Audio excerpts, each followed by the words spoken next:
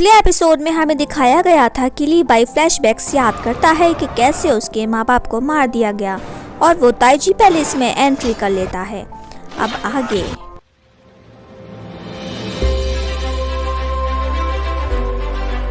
Next episode की शुरुआत में हम देखते हैं कि ताइजी पैलेस में एंट्री करते ही चेंगेन सिटी के वॉरियर्स ली बाई पर अटैक करने के लिए आते हैं और ली बाई अपनी ज़बरदस्त सोर्ड टेक्निक से बहुत वॉरियर्स को मार देता है। तभी उसके सामने एक बच्चे की आवाज़ आती है जिसका नाम है जी। वो ली बाई के पास रोते हुए आता है और ली बाई लड़ाई करते करते रुक जाता है और ली बाई उससे पूछता है कि तुम यहाँ पर कैसे आए, मुझे बताओ एक्चुअली में क्या हुआ था। वो बताता है फ्लावर फेस्टिवल के दिन आपके पेरेंट्स ने मुझे रेस्ट स्टेशन पर वेट करने के लिए बोला था और मैंने वहाँ बहुत देर तक वेट किया और हमें फ्लैशबैक स्टोरी दिखाते हैं। आसमान काला होता हुआ नज़र आ रहा है और कोई अजीब सी चीज़ वहाँ से निकल रही थी और मैं वहाँ से भागने लगा और तभी मैंने देखा कि सभी लोग कांच के पुतले में बदल गए हैं और फिर वो सभी गायब होने लगे थे। वहाँ पर चेंगेन सिटी के वॉरियर्स भी आ गए थे और उन्होंने मुझे बचा लिया। अगर आप वहाँ पर टाइम से आ गए होते तो ये सब नहीं होता। ये कहकर वो बच्चा रोने लगता है। उसकी ये बात सुनकर ली बाई बोलता है पर जब मैं वहाँ पहुँचा था तब शुई और मेरे पेरेंट्स वहीं थे। तभी वहाँ पर एक आवाज़ आती है जो उससे कहती है वो सब धूल से बनाया गया एक इल्यूजन था जो कि किसी विलेन ने क्रिएट किया था, वो सब सच नहीं था और तुम्हें कोई हक नहीं चेंगेन सिटी पर शक करने का। ये सब सुनकर ली बाई को गुस्सा आता है और वो अपनी सोच से उस पर अटैक करने की कोशिश करता है और ये देख बाकी सभी वॉरियर उस पर अपनी तलवार टांग देते हैं। तभी वहाँ पर चेंगेन की क्वीन को दिखाया जाता है जो कि ली बाई को छोड़ने के लिए बोलती है और कहती है ली बाई तुम्हारे पास एक ज़बरदस्त टैलेंट है पर तुम खुद को ही झांक कर नहीं देख रहे हो।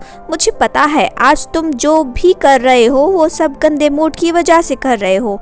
तुम्हें अभी वो करना चाहिए जो वाकई ज़रूरी है। ये सुनकर ली बाई अपनी सोट नीचे कर लेता है और वो ताइजी पैलेस के बाहर जाने लगता है और उसे रियलाइज़ होता है कि उसने जो कुछ भी किया बहुत ही गलत किया। वो खुद के अंदर झांक ही नहीं रहा है और तभी उसे रियलाइज़ होता है कि उसने उस दिन बहुत ज़्यादा वाइन पी ली थी और जिसकी वजह से वो 2 दिन तक होश में नहीं आया था और होश में ना आने की वजह से वो लेटर भी नहीं पढ़ पाया था और वहाँ टाइम पर नहीं पहुँच पाया था। और वो बोलता है अगर मैंने वो लेटर टाइम से पढ़ा होता तो आज मेरे पेरेंट्स और शुई सिटी बिल्कुल ठीक होते। और ये सब सोचकर उसे खुद पर बहुत ज़्यादा गुस्सा आता है। वो मन ही मन बोलता है कि मैं कब से दूसरों से ही क्वेश्चन करे जा रहा हूँ जबकि मुझे खुद से क्वेश्चन करना चाहिए कि जो भी हुआ मेरी वजह से हुआ, इसमें किसी और की कोई गलती नहीं है। नेक्स्ट सीन में हमें दिखाते हैं कि ली बाई अपने वाइन जेट पॉट के साथ किसी गली में घूम रहा है और वो वहाँ खड़े होकर उस पॉट में से वाइन पीने लगता है। तभी वहाँ पर शेंगवान आ जाती है और ली बाई उससे पूछता है क्या उन्हीं लोगों ने तुम्हें मेरा पीछा करने के लिए भेजा है। इस बात पर शेंगवान बोलती है नहीं, उन्होंने मुझे नहीं भेजा मगर मैं चेंगेन सिटी की हिफाजत के लिए तुम्हारा पीछा खुद कर रही हूँ। और वो बोलती है हमारी क्वीन ने तुम्हारे लिए एक इन्वेस्टिगेशन अरेंज की है, प्लीज तुम उसमें इंटरफेयर करने की कोशिश भी मत करना। तभी ली बाई बोलता है ऐसा कैसे हो सकता है, मैंने अपने पेरेंट्स को खोया है, तुम कुछ नहीं समझ रही। और शेंगवान बोलती है मतलब तुम्हें समझ में नहीं आएगा। और वहाँ पर ली बाई को गुस्सा आने लगता है जिसकी वजह से तूफान उठने लगता है। पर ली बाई शेंगवान से कुछ नहीं बोलता और उसे पुराने फ्लैशबैक्स याद आने लगते हैं और उसकी हालत काफ़ी बिगड़ने लगती है। शेंगवान बोलती है ये सब तुम्हारी वजह से ही हुआ है क्योंकि तुम टाइम पर अपने पेरेंट्स के लिए नहीं पहुंच पाए थे। और ली बाई ये सब सुनकर बोलता है हाँ तुम सही कह रही हो, मुझे तो फांसी पर टांग देना चाहिए। और वो उस लेटर को बाहर निकालता है और बोलता है कि मुझे ये लेटर 2 दिन पहले खोलना चाहिए था।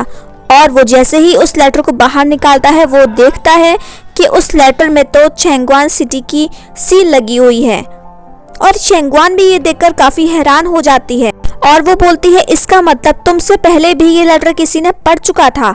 उसकी ये बात सुनकर ली बाई बिना देरी किए हवा में उड़ता हुआ अपने दोस्त लिंगू के पास पहुंच जाता है और उसको वो लेटर दिखाता है।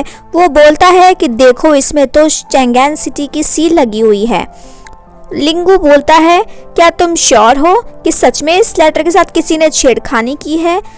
ली बाई बोलता है, हाँ मैं बिल्कुल श्योर हूँ। और वहाँ पर हम शेंगवान को भी देखते हैं जो कि उन दोनों की बातें सुन रही होती है। ली बाई की ये बात सुनकर मिस्टर लिंगू बोलते हैं, नहीं, उस दिन जो भी फेस्टिवल में लोग आए थे वो सभी बहुत अच्छे लोग हैं, वो ऐसा नहीं करेंगे। लेकिन जहाँ तक हम लिu यिंग की बात करते हैं, वही थी जो बाहर से आई है, मगर उसकी तो आंखें भी बेकार हैं, वो ऐसा कुछ भी नहीं कर सकती। तभी हमें शेंगवान और लिu यिंग को दिखाते हैं। शेंगवान उससे पूछती है कि अब तुम्हारी आंखें ठीक हैं, क्योंकि शेंगवान ने ही उसके लिए एक डॉक्टर को रिकमेंड किया था। अब वो बोलती है उसकी आंखें काफी हद तक ठीक हैं। Thank you so much Shengwan. Liu Ying Shengwan से पूछती है, क्या मैं अब घर जा सकती हूँ? कल ही मैं घर जाना चाहती हूँ। वो बोलती है, बिल्कुल, लेकिन अपने साथ अपनी पेस्ट्रीज भी जरूर लेते जाना जो तुम्हें बहुत पसंद है। ली बाई मिस्टर लिंगू की बात से सेटिस्फाई नहीं होता और वो बोलता है, क्या आप मुझे उस दिन आए हुए सारे गेस्ट्स की लिस्ट दे सकते हैं? मैं उनके घर जाना चाहता हूँ और विजिट करूँगा कि आखिर वो सब जेन्युइन है या फिर नहीं। ये सब सुनकर मिस्टर लिंगू ली बाई को सभी गेस्ट्स की लिस्ट दे देते हैं और साथ में उनके एड्रेसेस भी। उसके बाद हमें दिखाया जाता है कि ली बाई हर एक गेस्ट के घर जाकर पता करने की कोशिश करता है, मगर उसे कुछ भी हासिल नहीं होता और वो बहुत ज्यादा उदास हो जाता है।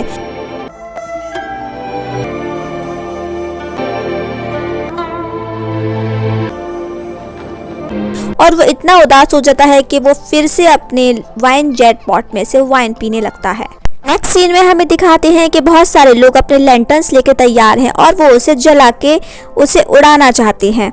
और देखते ही देखते हमें दिखाया जाता है कि वहाँ पर कोई सेरेमनी सेलिब्रेट की जा रही है जिसमें लोग अपनी हेल्थ और अपनी वेलबींग के लिए दुआएं मांग रहे हैं। और उसमें दिखाया जाता है कि जैसे ही ली बाई आसमान की तरफ देखता है, वहाँ पर उसे बहुत ही खूबसूरत नज़ारा नज़र आता है जिसमें बहुत सारे लैंटर्न्स नज़र आते हैं जलते हुए, जो बहुत ही खूबसूरत बना रहे हैं चैंगेन सिटी को। बड़े लोग और छोटे बच्चे सभी बहुत ज़्यादा एक्साइटेड हैं और सभी बहुत ज़्यादा खुश हैं। ली बाई ये सब देखकर काफ़ी उदास हो रहा होता है। तभी उसके पीछे से मिस्टर लिंगू आते हैं और उससे बोलते हैं, आज यहाँ पर एक सेरेमनी सेलिब्रेट की जा रही है जिसमें ये सभी लोग अपने एंसेस्टर्स को याद करते हैं। और मिस्टर लिंगू ली बाई को बताते हैं, जैसे तुमने अपने पेरेंट्स को खो दिया वैसे ही मैंने भी अपने पेरेंट्स को खो दिया था। मैं क्लाउड मून लैंड से यहाँ पर चैंगेन सिटी में आया हूँ ताकि मैं अपनी नई जिंदगी की शुरुआत कर सकूँ। और तभी हमें दिखाया जाता है वहाँ पर बच्चे लैंटर्न्स जलाने के लिए बहुत ज़्यादा एक्साइटेड हैं। मिस्टर लिंगू ली बाई से बोलते हैं, तुम ऐसा क्यों नहीं करते? तुम्हारे दिल में जो भी दर्द है, जो भी दुख है, तुम उसे अपनी पोइट्री के जरिए उसे लिखना शुरू करो। और वो उसे एक लैंटर्न जलाने के लिए देता है, लेकिन ली बाई उसको बोलता है, मैं ये सब अब नहीं कर सकता, ना ही अब मैं कोई पोएम लिखने लायक बचा हूँ। मैं अब कोई भी पोएम कभी भी नहीं लिख पाऊंगा। और ये सब कहकर वो उसके पास से दूर चला जाता है। और वो एक जगह बैठकर बोलता है कि मैं चैंगेन सिटी में एक अच्छी तलवारबाजी सीखने आया था और अच्छी पोएम लिखने आया था। यहाँ पर फैंसियर साइट्स को विजिट करने आया था, लेकिन मुझे क्या पता था वो सब एक धुएं की तरह बर्बाद हो जाएगा और मैं अकेला रह जाऊँगा। मैं बहुत कुछ करना चाहता था जिससे मेरे माँ बाप मुझसे खुश हों, मगर अब मैं उन्हें कैसे खुश रख पाऊँगा। ली बाई की ये बात सुनकर मिस्टर लिंगू बोलते हैं कि रिलेशनशिप्स तो एक कैद की तरह होती हैं, अगर तुम उनसे बाहर नहीं निकलोगे तो कभी भी आगे नहीं बढ़ पाओगे। ली बाई बोलता है, अब क्या ही फर्क पड़ता है, अब तो मेरे माँ बाप दोनों ही इस दुनिया से जा चुके हैं। अगर मैंने वो लेटर टाइम पर खोलकर देख लिया होता तो शायद मैं उन्हें आज बचा पाता। और वो अपने वाइन जेट पॉट को देखते हुए बोलता है, ये सब इस वाइन की वजह से हुआ है कि मैं नशे में धुत रहा और कुछ भी नहीं कर पाया। और वो उससे में आकर उस वाइन जेट पॉट को पानी में फेंक देता है। तभी मिस्टर लिंगू पानी के पास जाते हैं और वो वाइन जेट पॉट वहाँ से बाहर निकालते हैं और ली बाई से पूछते हैं, क्या वाकई ये वाइन अच्छी नहीं थी? तभी हम देखते हैं कि शेंगवान वहाँ पर आ जाती है और बोलती है कि जो कुछ भी हुआ उसमें एक बुरे इंसान का हाथ था। तुम्हारे पेरेंट्स को कुछ नहीं हुआ है, वो बस मिसिंग है। मुझे ऐसा शक है कि शायद वहाँ कुछ ज़रूर गड़बड़ हुई थी, मगर वो सब लोग अभी तक जिंदा हैं। तभी ली बाई उसके पास आता है और बोलता है, क्या तुम ये कैसे कह सकती हो? क्या तुम्हें कोई क्लू मिला है? शेंगवान बोलती है, मुझे कुछ खास तो नहीं पता, लेकिन हाँ, उन फाइल्स में सब कुछ छुपा हुआ है जो कि justice of ministry secret archive में रखी हुई हैं। और उन फाइल्स का इंचार्ज दी रेंजी है। वो ये सब बोल ही रही होती है कि मैं उनसे रिक्वेस्ट करूंगी कि वो तुम्हें वो सब देखने दे। तभी हम देखते हैं ली बाई वहाँ से जा चुका था और वो ताइजी पैलेस में पहुँच जाता है। डी रेंजी ली बाई की आहट पहचान लेता है और उससे बोलता है, तुम्हारे साथ शेंगवान नहीं आई, तुम उसको साथ लेकर क्यों नहीं आए? ली बाई उसको इग्नोर करते हुए पूछता है कि मुझे बताओ सीक्रेट आर्काइव कहाँ पर है। डी रेंजी उसकी बात का जवाब देते हुए बोलता है, ये चेंगवान का मार्केट नहीं है जहाँ तुम कभी भी आ जा सकते हो। ली बाई बोलता है, ये जगह मेरे लिए कोई नई बात नहीं है, मैं पहले भी ताइजी पैलेस में आ चुका हूँ। डी रेंजी बोलता है, तुम इसलिए आ पाए क्योंकि मैंने तुम्हें आने दिया। और वो ली बाई के बारे में बोलता है, तुम शुई सिटी में पैदा हुए और चेंगेन सिटी में आए ताकि यहाँ पर तुम अच्छी तलवारबाजी सीख सको और अच्छी पोएट्री लिख सको। और तुमने मैजेस्टिक गेट्स पर भी अच्छी अच्छी पोएट्री लिखी, लेकिन उसके बाद तुमने यहाँ पर एक के बाद एक क्राइम। ये है तुम्हारी अब तक की प्रोफाइल और अब तुमने आज यहाँ पर आने की जरूरत की। मैं उम्मीद करता हूँ कि अब तुम दोबारा यहाँ कभी नहीं आ पाओगे। ये सब कहकर डी रेंजी उस पर अटैक करना शुरू कर देता है और ली बाई कुछ कम नहीं है, वो भी अपनी स्वॉर्ड निकाल लेता है और उस पर री अटैक करता है। इसी के साथ हम उन दोनों की शानदार फाइटिंग देखते हैं जो एक दूसरे को बढ़िया टक्कर दे रहे हैं।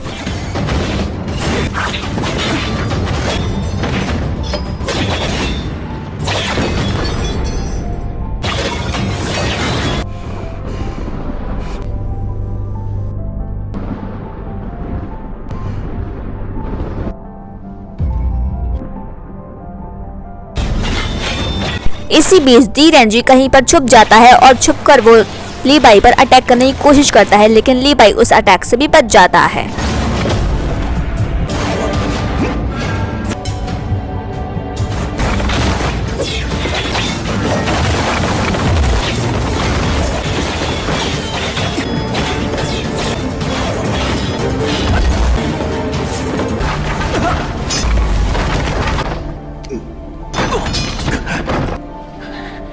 उन दोनों में से कोई भी हार नहीं मान रहा है और दोनों ही एक दूसरे पर बराबर भारी पड़ते हुए नजर आ रहे हैं और दोनों ही हाफते हुए भी नजर आ रहे हैं। उसके बाद फिर से वो अपनी शॉट्स को तैयार कर लेते हैं और एक दूसरे पर वार करने लगते हैं। साथ ही हम देखते हैं कि बहुत सारे सैनिक ताइजी पैलेस के बाहर आ चुके हैं, ये जानने के लिए कि आखिर अंदर क्या चल रहा है। उसी के बीच हम शेंगवान को आते हुए देखते हैं जो उस रूम में एंट्री करने को तैयार हो रही है।